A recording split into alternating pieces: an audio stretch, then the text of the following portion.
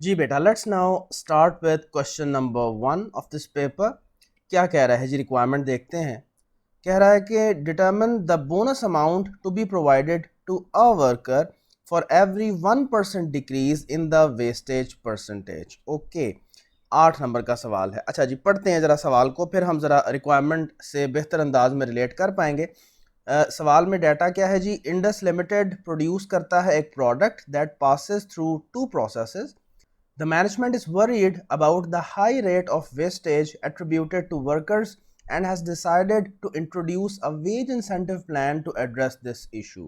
Okay तो कह रहा है कि एक प्रोडक्ट है वो दो प्रोसेस से गुजरता है।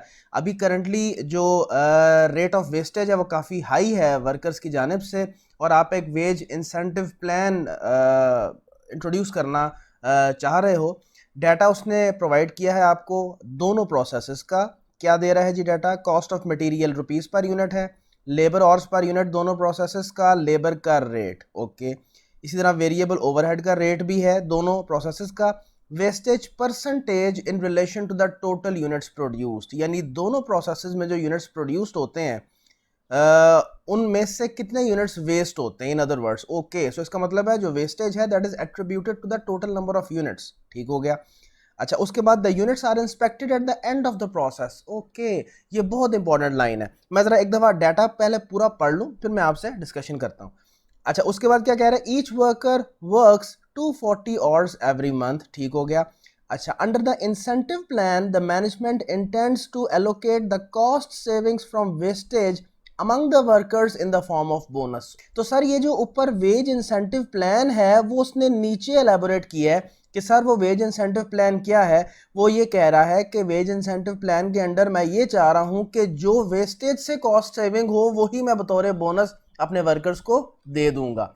बिल्कुल सही है, इट मेक सेंस। और देखें रिक्वायरमेंट में अब उसने कहा है कि मुझे बोनस की अमाउंट बताओ जो कि मैंने एक वर्कर को पे करनी है अपने, for every 1% decrease in the waste percentage. बिल्कुल ठीक है। ये देखें सर, कहानी ये है कि एक प्रोडक्ट प्रोसेस ए में इंट्रोड्यूस होता है और उसकी मैन्युफैक्चरिंग शुरू होती है। जब प्रोसेस ए खत्म होता है तो हम उसके बाद उसकी इंस्पेक्शन करते हैं। ज़हन में रखें, इंस्पेक्शन कब हो रही है? जब प्रोसेस खत्म होता है। ठीक, तो वहां पे उसकी इंस्पेक्शन होती है और प्रोसेस ए में जब एंड पे इंस्पेक्शन की जाती है तो पता चलता है सर कि 10% यूनिट्स उन प्रोड्यूस्ड यूनिट्स में से वेस्ट हो जाते हैं।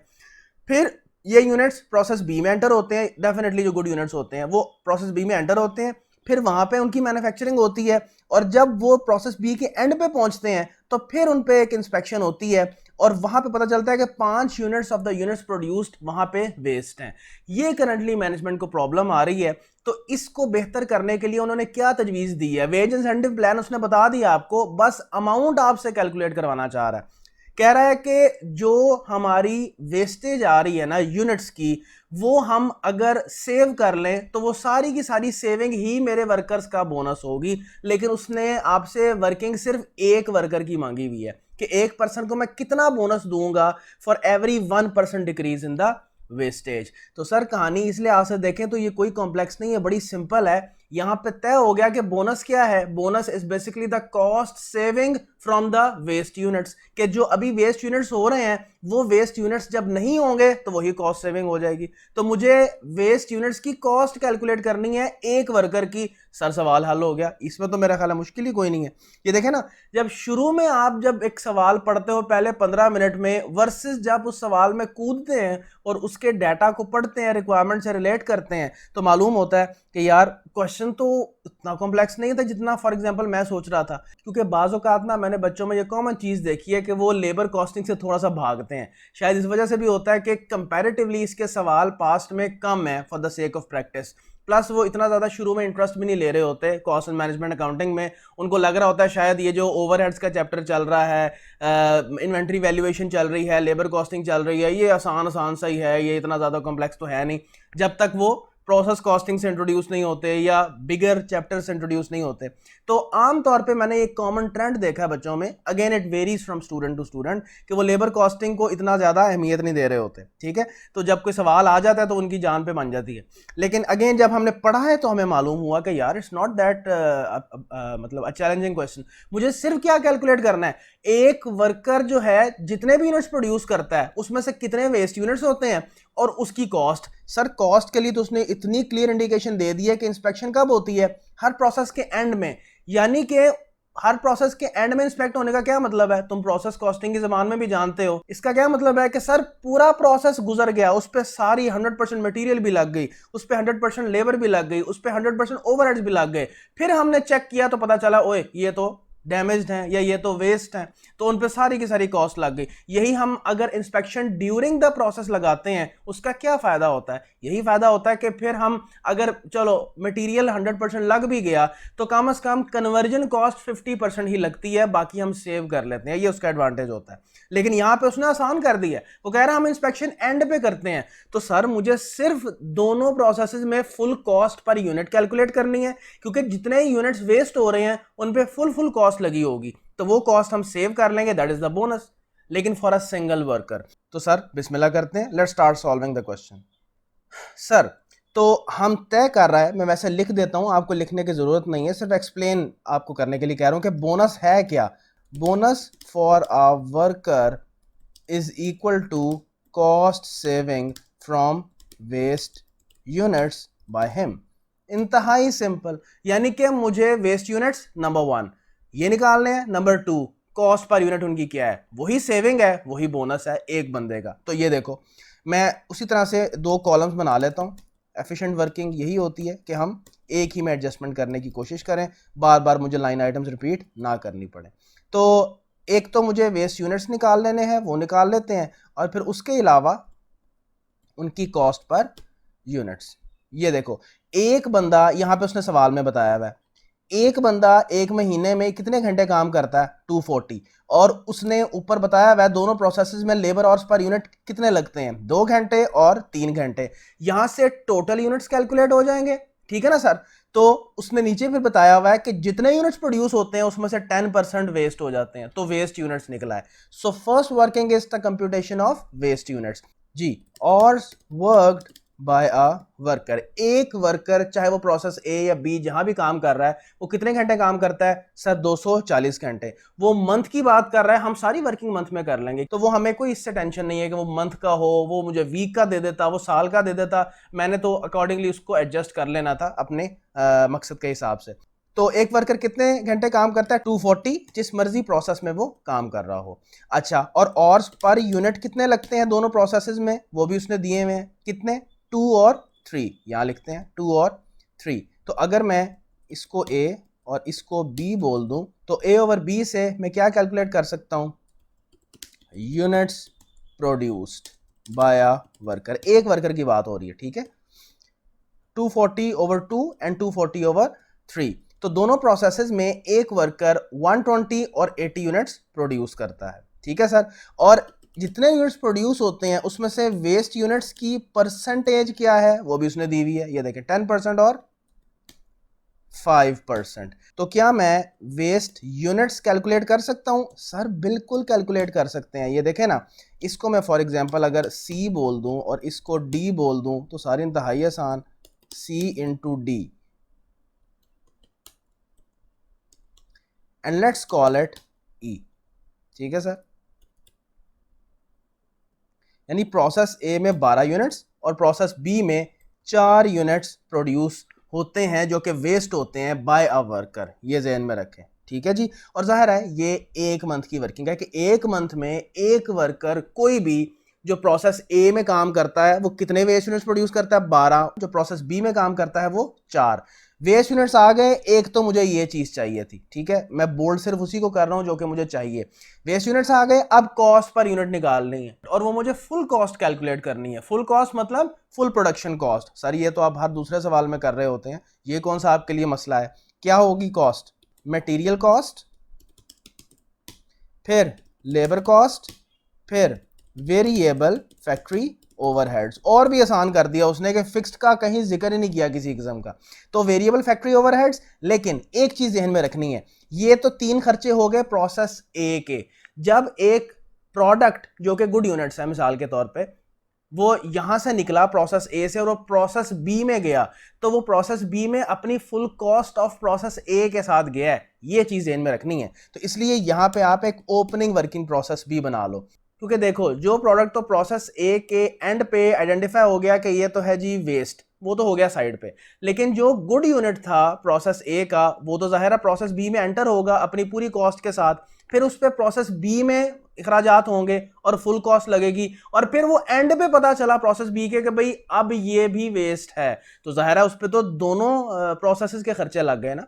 तो इसलिए आपने जब फुल कॉस्ट कैलकुलेट करनी है डैमेज्ड या वेस्ट यूनिट्स की ऑफ प्रोसेस बी, तो उस पर दोनों प्रोसेसेस के खर्चे होंगे, लेकिन वो वेस्ट यूनिट जो कि सिर्फ प्रोसेस ए का वेस्ट यूनिट है उस पर सिर्फ प्रोसेस ए का खर्चा हुआ है फुल। ठीक है, तो ओपनिंग वर्किंग प्रोसेस प्रोसेस ए के लिए तो रेलेवेंट नहीं है। तो ये मैं कॉस्ट सारी की सारी पर यूनिट कैलकुलेट कर लेता हूं, ये देखो, तो ये मैं फुल कॉस्ट कैलकुलेट कर लेता हूं, फुल कॉस्ट पर यूनिट, और कॉस्ट भी कौन सी, फुल प्रोडक्शन कॉस्ट।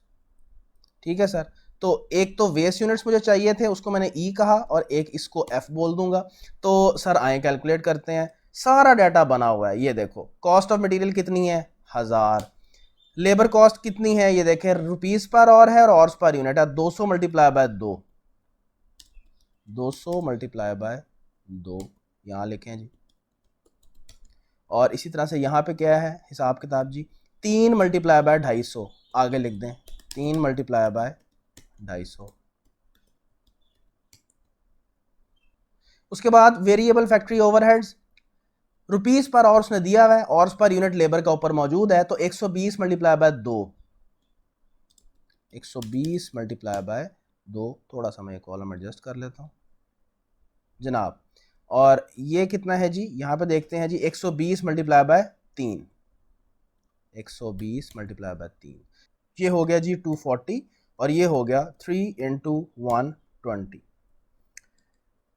ठीक है सर, आए जी इसकी full production cost per unit calculate करते हैं प्रोसेस ए की, और वो कितनी है सर 1640। ठीक हो गया, यानी कि ऐसा यूनिट जो कि प्रोसेस ए के एंड पे वेस्ट हुआ उस पर कितनी कॉस्ट लगी 1640, लेकिन ऐसा प्रोडक्ट जो प्रोसेस ए के एंड पे गुड यूनिट साबित हुआ उस पर एक ये खर्चा हुआ, फिर ये अगले प्रोसेस में एंटर हुआ किस खर्चे के साथ सर 1640 के साथ एंटर हुआ, फिर उस पर मटेरियल का खर्चा हुआ कितना, आई थिंक सो ये स्किप हो गया, 700 का खर्चा है।